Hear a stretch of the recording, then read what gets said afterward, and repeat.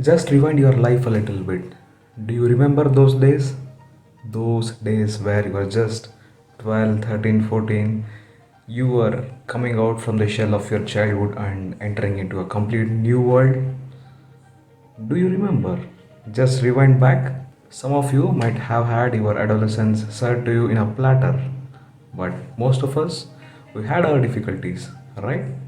So, we are going to discuss about a book which has some similar feelings and the narrator who has written about such feelings. The book is The Catcher in the Rye, which is written way back in 1970s by the master of writing J.D. Salinger. He is an American writer and he has written several other books which are equally impressive as this book, but this book stands apart. Uh, this book is somewhere in the top 10 of the best books ever to be written by an American. What is so special about this book? Let's explore about that. Well, it's not a complicated story. You can call it an American drama.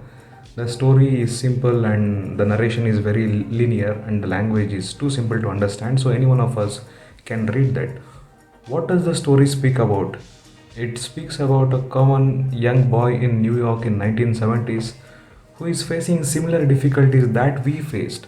It is just about the transitioning from childhood to adulthood where he finds out a lot of things about the world and most of the times he's disappointed with the world. So our guy is his name is Holden Caulfield, and he's studying in a very good school in New York, just outside the New York, and he has to come back to home. You know the reason?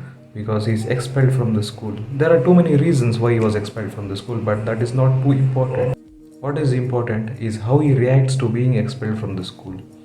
See, this is where the story begins. He has been put out of the school already and he has to spend a few days in the school. He goes to his teacher and tells him he's being expelled, and he doesn't have a good reaction from his teacher. Nobody is really disappointed that he's being expelled. Then he feels very bad that these teacher whom he felt as his friends are not really disappointed from him being expelled, and even his friends don't have a very bad reaction to him being going out of the school. uh, and he feels very bad about the same thing, and this is the first lesson he learns, that as you become an adult, nobody really cares about you, nobody really thinks too uh, hardly about you. People are just indifferent, the world is just indifferent about you. And this is the first thing he feels over there. Our protagonist, just like us all, has too much difficulties to speak with the opposite gender, and this is something that we all face when we become adults. Some people have that risk, some people really can speak to girls, some people can really just get in their group so easily, but for most of us it's very difficult. And Holden Caulfield, the protagonist of the book, feels the same.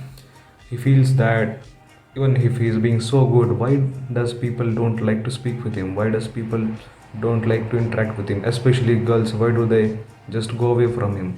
And at the same time, the girl whom he had a crush on when he was a little child, and she's going out with his roommate, he feels very angry, and then he picks up a fight with his roommate with his which is which is very uncharacteristic of that guy, because he's not an aggressive guy, but when he finds out that the girl is going out with his roommate, he feels too much of anger inside him, and most of the anger that he suppressed from him being expelled out from the school, he shows on his friend. But at the same time, he's not angry enough to beat his friend, and then he gets put down.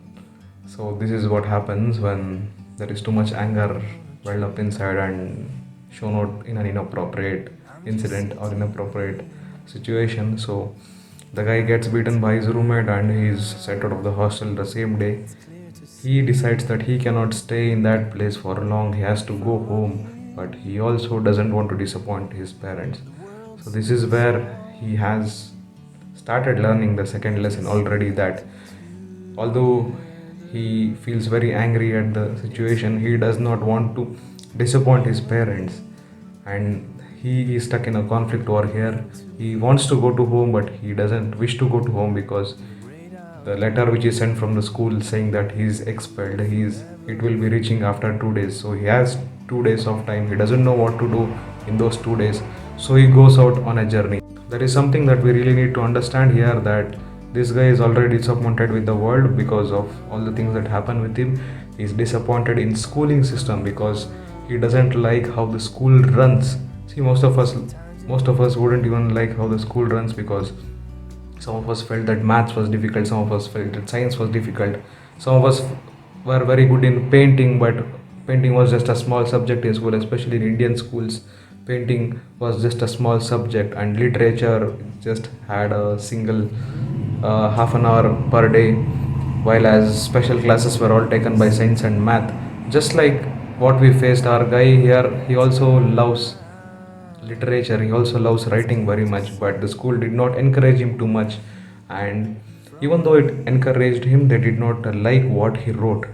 He wrote this is like just a stream of thought consciousness, and they did not like him writing such articles. They wanted him to write like an introduction, the middle part, and the conclusion and everything. They did not like, they rejected his article. So he did not like the way the school represented literature.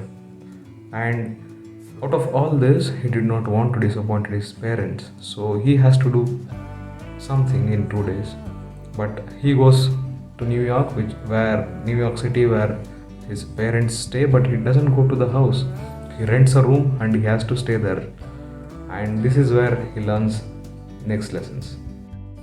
As he stays in the room which he took, that is not a room for adolescent kids to stay, it was a room for adults who did all sorts of bad things, as our protagonist says. And then he doesn't feel them as bad as he thought of, because this is how people were in New York at that time.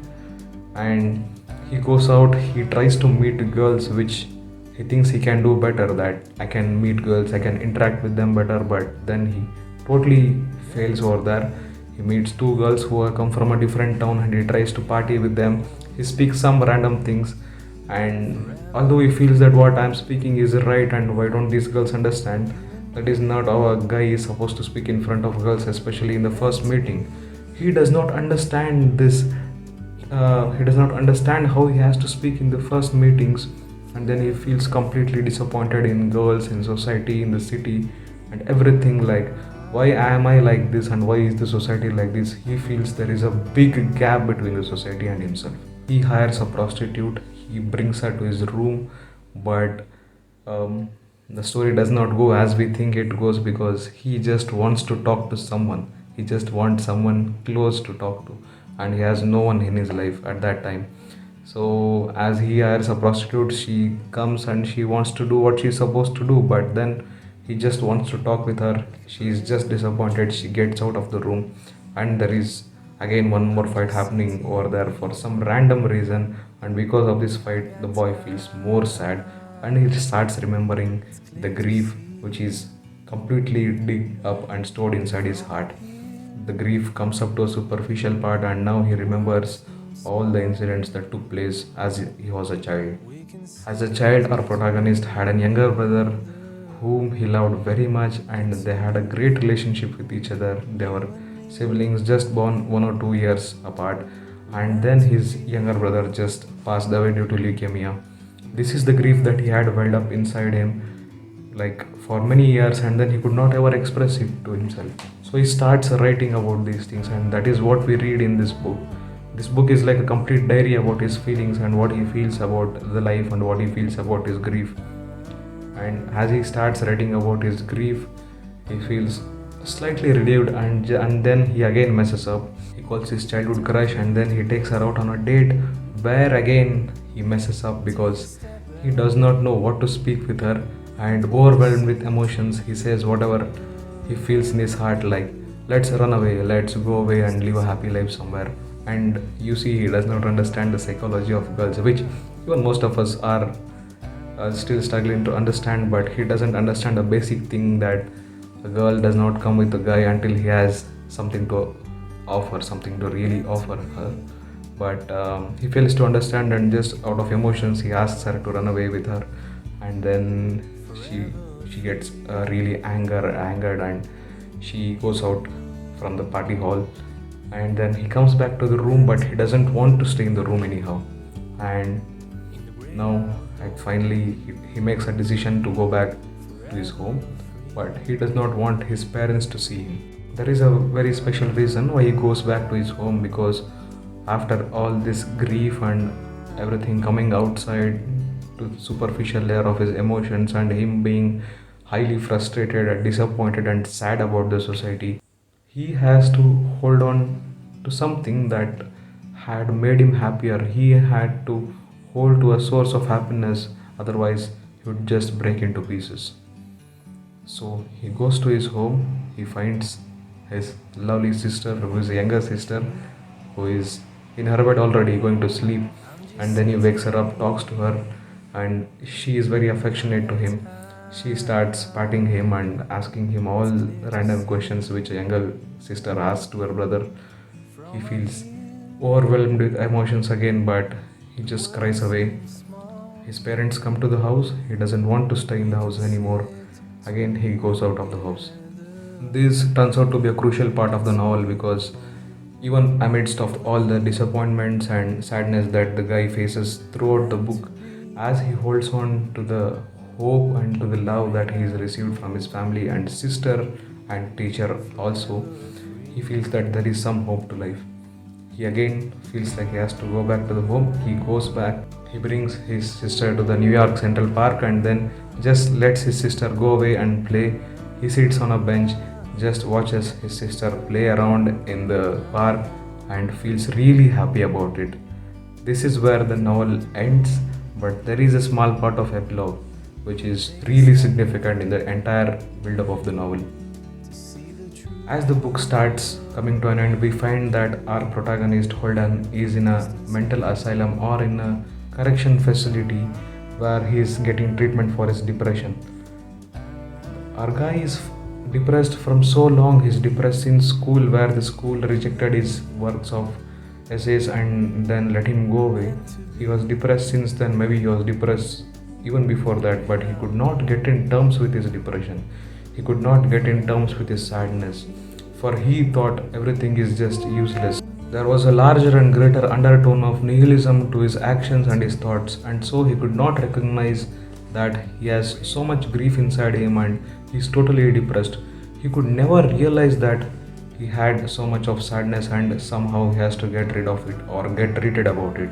But as he comes back to his home and then finds out that people love him, that he still has some love left in his heart and some love to give and some love to share with others, he feels that he has to take a treatment or he has to get out of this depression or sadness that he is facing from so long. The book really does not give you any message. It just ends abruptly. It just ends up where the guy sits on a table and watches his sister playing around in the park. There are things we could carry home with this book. The first thing is, whenever a writer has to write a book, the language has to be simple. This is the first rule. Don't complicate with too many things. Keep the language very simple and people will really love the book. Second thing is, grief, emotions, and heartbreaks are common for everyone, and it is based on us as to how we react to these emotions, and it is totally dependent on us that if you would be really determined, you would really overcome those emotions. The third lesson is that we need to have someone very loving in our life. Mostly that is our parents and siblings. If we have such a love, either from friends, parents, siblings, or teachers, however deep the well might be, people would just carry us from there. The love would carry us from there. So these are the big lessons that I learned from the book, and I really loved the flow of the book. I read the book called Perks of Being a Wallflower just this year, and after that book, this book carries the same emotion and carries the same language of an American style, and I really loved the style of writing in the book. I could finish this book in 3 days. It is a very small book, so it is very easy to finish this book, and then this book, even if it finishes in 3 days, it will leave you with a lot of things to ponder about and think about. I recommend you read this book and let me know in the comments how you felt about this book. If you want more such videos about book reviews in the languages of Kannada, English, Hindi, I can do more book reviews. So as you watch this video, just put in the comments like what book I need to review for you, what book do you want me to review. I would read that book and review it for you. As this is the first book review, I really need your support. Please like the video if you like my review. Please share the channel with your friends and subscribe the channel so as soon as I put a video, you will get a bell notification on your mobile phone. Thank you very much.